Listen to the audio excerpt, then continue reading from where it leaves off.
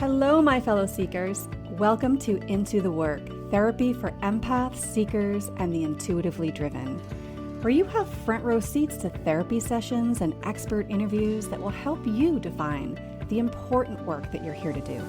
So I guess you actually have something better than front row seats. You practically have a seat on my couch. That's right, you will have unrestricted access to actual sessions with real people, exploring real life issues. You will continue to be inspired by powerful conversations with experts and healers that might just share exactly what it is that you need to hear to get unstuck. I am Michelle Pauverman. I am a recovering people pleaser and former anxiety-driven empath, turned now mostly grounded psychotherapist and intuitive coach. I have been helping people for almost 20 years manage their limiting beliefs and anxiety to finally stop the self-sabotage and step into their gifts.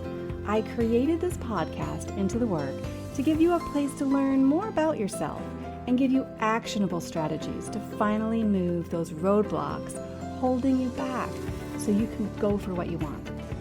Above all else, my hope is that this podcast is a catalyst for your awakening. If you're listening, you've already taken a step towards getting off of autopilot, and our next steps together will be taken episode by episode, waking you up to the possibilities, the new ways of thinking and being, so that you can stretch into that next level of your story. The spark has already been lit, and my friend, this is a journey from spark to brilliance. So together, let's light a fire.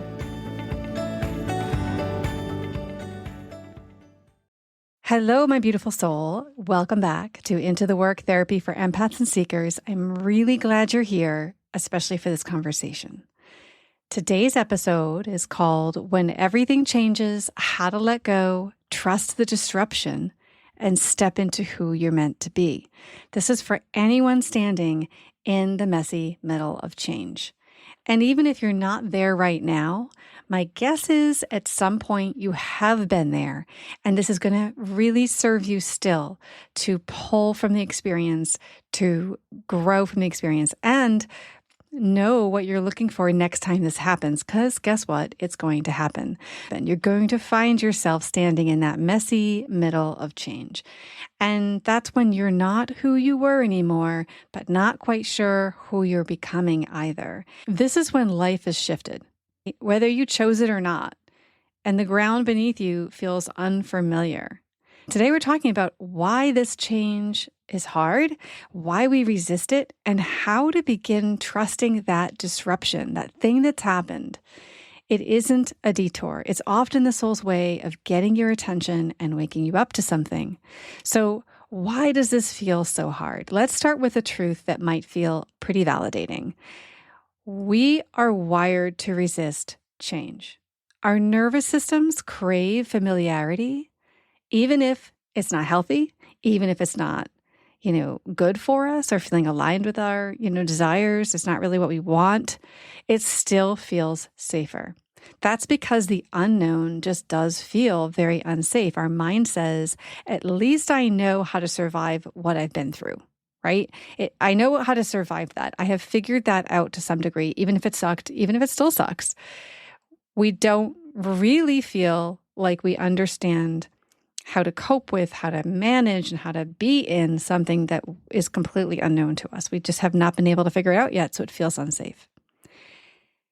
And here's the thing, that change that's happening in your life, whether it's happening right now, whether you're coming through it on the other side of this, that change stirs grief, even when it's really good change. We grieve who we were. We grieve our expectations of where it was supposed to go. We grieve the version of our lives we thought we'd be living. But what if I told you that grief is actually sacred? What if the soul's way of making space for your next chapter is carved out through expressing grief?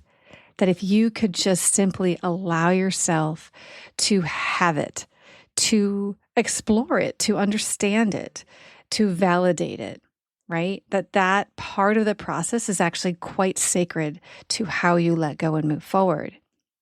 So let's talk about the disruption piece, because It is a sacred disruption, but it's big to just suddenly have everything shift and change. Sometimes change does come gently, but let's be honest, most of the time it comes crashing in like a storm, like a breakup, a job loss, a health scare, some sort of awakening. The rug is pulled out and you're left wondering, why now? Why this? Why me? Why is this happening? And it can feel really overwhelming. And here's the soul perspective.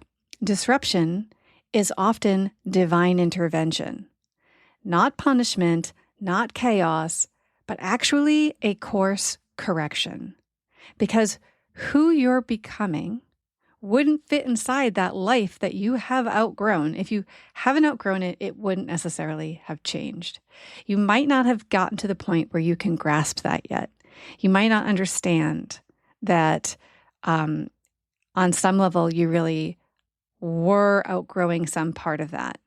And I'm welcoming you right now to acknowledge that these things that change, that you feel loss around, that are maybe you're grieving, that you can, on the other side of that, start to look at how did you outgrow that, right? And if who you're becoming, whether it's unknown or known to you, can you imagine how that sort of needs to change to make room for something that supports this higher elevated self of yours that's going to be coming at some point in the near future, hopefully, right?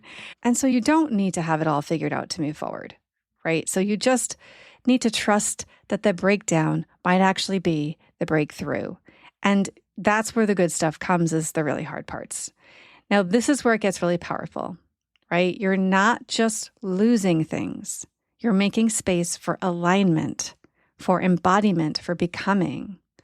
From a soul lens, every shift is an invitation. You're being asked to evolve, not into someone better, but into someone truer. Does that make sense? Like, you're not necessarily even better, but you're becoming more and more true to yourself, every version. I mean, if you think back to the changes you've been through, if you think back to the hardest times, the hardest things that happened, big losses, things that shook up your life and changed how the direction that you thought it was going, you can see how the next version of you becomes even truer to yourself in many ways.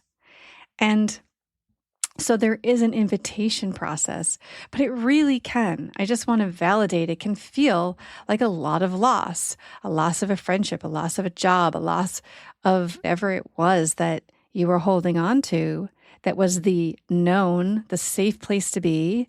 Perhaps it was even something you aspired to, right? Perhaps that thing that's left your life that feels like loss is something that, from where you were before that was an elevation. It seemed better. It seemed great. It seemed wonderful to have this thing. And now it no longer fits and it's not working and it's left. And whatever that shift is that's happening, the painful shift of change, it is this invitation, and it's not a punishment. It's not chaos, but it's a course correction, because who you're becoming wouldn't fit inside the life you've outgrown. I'm just repeating that again because I feel like that is an important part of it. And again, from that soul lens, that shift is an invitation. But the version of you you're becoming isn't waiting for perfection. Honestly, a big part of her is waiting for permission. And it's okay if you don't recognize yourself right now. You're in between versions, and that's where the magic brews comes. We have to learn how to let go, how to trust change and build resilience, right? That's what the key is. That's where the magic is starting to brew, is when all these things start to come into place. But let's get really honest. Letting go sounds beautiful in theory, but in practice, it's freaking hard. It can feel like standing at the edge of a cliff with no idea what's on the other side and like not understanding how to let go of something, especially if you're really grasping onto it. Sometimes we have a really hard time letting go because we have attachments to what happened, because somehow what happened has attached itself to one of our kind of core wounds, right? We believe it says something about us that's hurtful. Whatever happened is hitting a core wound of yours. It's saying, I need to stick up for myself here still. I still need to voice something, right? This unfinished business that happens because we get hurt in the process and we feel, our old wounds, our own buttons get pushed, and then we can't let go of it because it feels unfinished because that wound has not been healed in this process. And here's a message to that is just that I know this is easy to say than to fully embrace, but it's true that no one else is going to heal that for you. That what you're hanging on to in that situation that has ended, the changes that have occurred, that other side of things isn't actually going to be what truly makes you feel better. You can have some closure with them if you choose to, if you haven't, in terms of whatever the situation is. I mean, it's a lot. Job loss, you might not be able to, but it is up to you to recognize and to reestablish your wholeness, your worthiness, your lovability, your importance, and your enoughness. That is all your job. And that's part of the becoming that happens of who you step into next holds that more honorably, right? Holds that. So what does letting go actually require? Let's tackle this for a moment because this is a really big deal.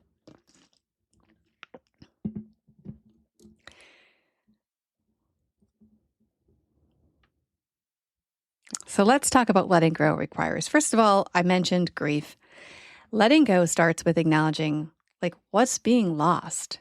We can't spiritually bypass the grief of who we thought we'd be, where that story that ended, where we thought it was going, where we wanted it to go, what we were attached to, or the identity we built around a certain relationship, a certain job, a certain version of ourselves. Letting go is not just mental, it's emotional and it's energetic.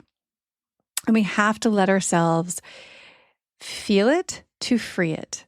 Okay. And so that's, again, I just want to highlight that grieving and acknowledging and experiencing your feelings and what that all means and truly releasing it emotionally as well as energetically is really powerful. Now, trust is a really important part, and it's not something you're necessarily thinking about. So you're asked, trust in what?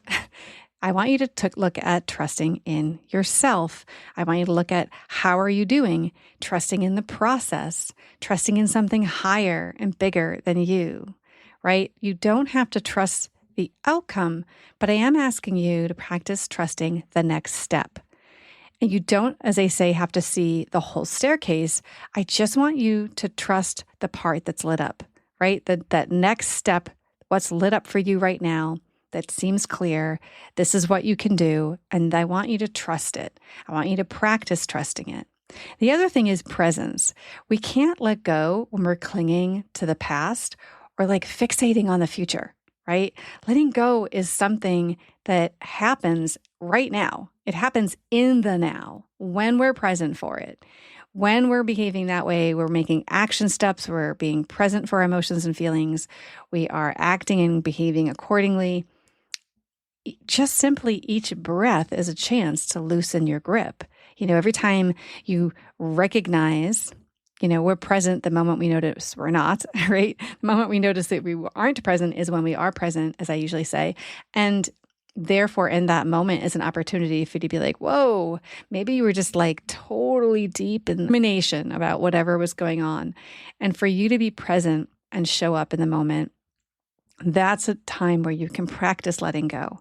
And what comes next is the willingness to release control. This, my friend, I think is the hardest part. Our ego, it wants a plan. It wants a guarantee. But surrender isn't giving up, okay? It's giving over. And it's trusting that life knows something that your mind doesn't. So how can you possibly approach this differently? If you're ready or even slightly willing to let go, here's how to meet that moment, okay? I want you to think about starting small. What is one thing you can soften your hold on today? A belief, an expectation, perhaps you have this timeline that you've put on yourself and you need to loosen its grip. Because letting go and allowing this process to unfold of what's coming up next will ask you to be willing Just having that willingness to choose something, soften your grip on things a little bit, open your mind up to the possibilities, right? That the timeline you have, the expectations you have are just stories in your mind in order to cope with what's happening. And it's okay for you to let them go. Talk to the part of you that's afraid. Okay, that's the next step. Talk to the part of you that's afraid. Let them speak. Let them cry. Let them be seen. Because when our inner protector feels heard, it doesn't have to fight so hard to keep things the same. Because that's what they're doing. They're trying to keep things the same. And so what you do is simply make some space for that. Like allow these things to come up. Let them speak. It's important for a part of you to also be heard. Create ritual, burn the letter, maybe take the salt bath, speak it louder under the moon, right? If you want to create a moon ritual, we have a blood moon coming up very soon. That's going to be really powerful. Do something that feels symbolic and resonates with you and feels really good to you, that feels sacred. And sometimes creating a ceremony or some sort of ritual around it, it really makes us feel connected to ourselves and something greater. And it just kind of gives you that letting go. And then I want to tell you, this is what you're looking out for, okay? Then something subtle starts to happen. And I have become a scientist. I have become a scientist in the art of this because it is something that hit me in my earlier years when I was going through things, and I was actually in grad school at one point. And I heard this idea that in order to make anything happen, you have to be willing. And it was so powerful to me. I was like, whoa, I don't think I'm actually willing to do anything. And that I really just, that word just really hooked me. And so I started really paying attention to what it means to be willing to allow things. And that willingness is the opposite of resistance, right? So you may notice, okay, this is the subtle shift that starts to happen, that you may notice the tiniest whisper of willingness starting to take root. It's not full-blown courage, okay? It's not total peace. It's just a willingness to stop fighting what's leaving, to make room for what's coming, to believe that you're not being punished, you're being positioned. Sometimes willingness creeps in slowly, like a soft exhale, like, okay, this is happening. Today, it's okay. I'm actually willing to let some of that go. And sometimes it rises like a quiet yes in your chest where you just feel really strongly, like there's a strong willingness today. And I'm actually excited about that. But that willingness is your soul's green light. It's the signal that you're ready, not to force, but actually to receive peace, to receive clarity, to receive what's meant for the version of you that's now emerging, right? Imagine that there's this, other energetic body that's inside your current energy system, and it's trying to get out, right? It's dying to be seen. It's dying to live. It's dying to come out and explore and create. And this container that you're keeping it in, this energetic container where things can't change and they have to stay the same, and you're grasping, it keeps it from fully emerging, right? So I want you to imagine that when I talk of willingness and this under these circumstances, I am talking about your willingness to let her emerge, your willingness to let her come out and start to understand who this version of you is, what gifts she has that you have been shoving down, that you haven't been paying attention to, okay? And an affirmation to just kind of seal this up could be, I don't have to have it all figured out to let go. I only need to be willing. I release the old story and open my hands to receive what's next. That's it. I don't have to have it all figured out. I only need to be willing. And I release the old story and I open up to receiving what's next. It's very simple. Other ways we can stop resisting and start trusting, a few tools here that I want to mention is name what you're afraid of losing, give it a voice, because sometimes naming it takes away its power. Like if you are facing a job loss that's huge, like your career just shifted and changed, or your business you built fell apart, or some crazy thing happened, then you are going to anchor yourself in and name it. I'm afraid of never being successful again. I'm afraid of everybody judging me. I'm afraid that I will never be hired again in my life, right? That I'm actually, it all comes down to core wounds. So I'm afraid that I'm not lovable. I'm afraid that I'm not enough. And I'm afraid that I am not worthy, right? That's what it all comes down to. But name it. It takes away the power to say it out loud. And then anchor to your values. Like when life feels chaotic, your values are your roots. So ask, what still matters most to me? What still matters to you? And see what that answer is. And can you crowd that stuff in your life? What matters to you, bring it in. Support your nervous system, okay? You can't spiritually bypass your biology. Breath work, grounding, and clearing of energy are your allies. Doing those things shifts how you feel physically, biologically, energetically, emotionally. I mean, check every box. It's what you need to do right now. And visualize your future self. This is a really big thing.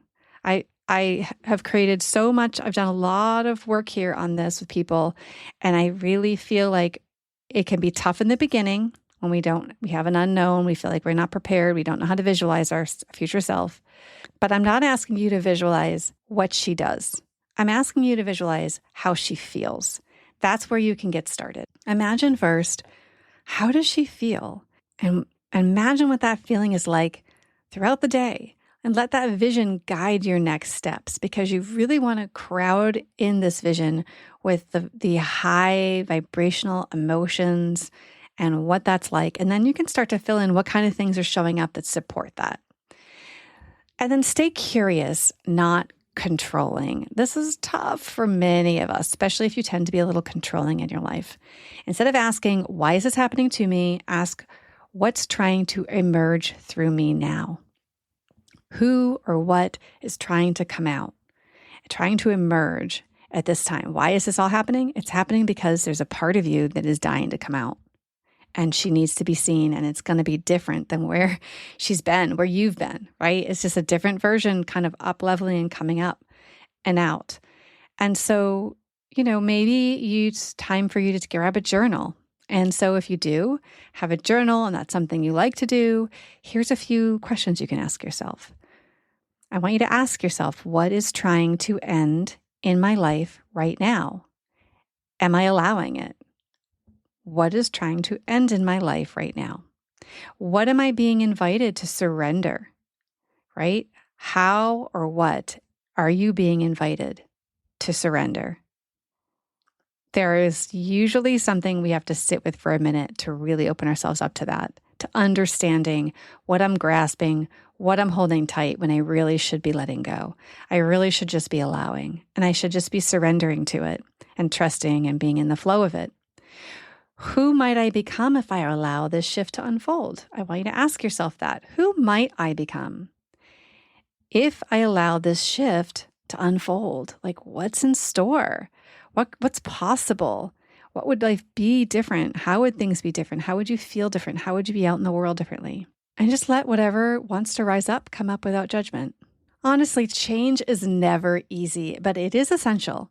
It is literally part of the game. There's no coming down here to play without having change come crashing down on us. It's just how it is. It's how your soul stretches. It's how your path realigns. It has to happen to all of us in order for us to grow, in order for us to experience different things. And sometimes the parts of you that feel most broken are really being broken open. And so if you're in a season of change, I want you to hold on for dear life. Hold on. Not just with fear, but I want you to try to hold on with faith. I want you to practice it. I want you to practice, who am I if I'm somebody who just has faith? If I have a positive outlook, if I believe in myself, in the universe, in the unfolding of things, if I trust I'm okay no matter what. What would that be like? And because what's falling away is likely making space for something you couldn't have imagined, right? From that version of you that came before, it's totally different. You don't have to be ready. And I want to highlight that in this podcast today. You don't have to be ready. You just have to be willing. Are you willing? Ask yourself that. Are you willing? Are you willing to receive it? Are you willing to become it? Are you willing to let go? Are you willing to own your own stuff and heal it and release what doesn't serve you any longer? Release what is not in alignment, that old version of you that no longer fits what's coming next. If today's episode resonated with you, please share it with a friend who you think might need to hear it, right? Help a sister out. Let her know this is something you should listen to. And if you haven't yet, take a second to rate and review. It helps more empaths and seekers find this space, and it helps grow the community. Also, I have literally dedicated an entire phase of my program, the Modern Empaths Boundary Mastery, to this kind of work. The work of change and becoming, and the work of raising your vibration to meet the person who you most desire to be. Someone who experiences joy frequently, someone who stands in her power and chooses to trust who she is and make decisions accordingly. I have just opened up an early bird opportunity. I'm calling it the Sunrise Flash Sale that closes August 21st.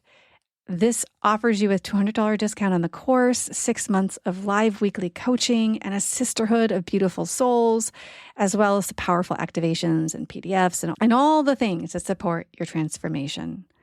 And there will be a transformation. The link is in the show notes. Check out the many shared testimonials and stories of how this program impacted other people's lives so you can understand maybe how it might impact yours. I would love to see you come aboard. Let me know if you have any questions. Stay tuned for next week's episode. What kind of empath are you? The real power of lightworkers. Until next time, keep doing the work because you are so worth it. Bye for now.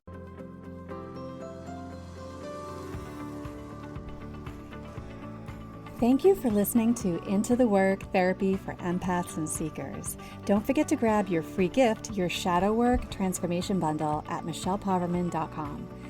I've included everything you need to get started to break through the patterns of self-sabotage and finally start to heal the parts of yourself that are getting in the way of truly reaching your potential. From a powerful meditation designed to help you meet and embrace your shadow self, to the guide that's full of curated prompts and important questions to support you on this journey. This really can be the work for you to unmask the root cause of all the issues you've been experiencing, honestly, and start to feel free to believe in yourself and go for what you want. The link for this free bundle is in the show notes. And if you like this episode, I would be so grateful if you could take a moment and rate, click and follow, and leave a review. Of course, you can always follow me on socials at Michelle Poverman. And keep in mind, as you embark on your journey from spark to brilliance, remember, the universe is always conspiring in favor of your awakening. Everything that's happening is in support of you lighting your own fire within. So until we meet again, may your path be well lit and your heart be guided. Shine bright, seekers. Until next time.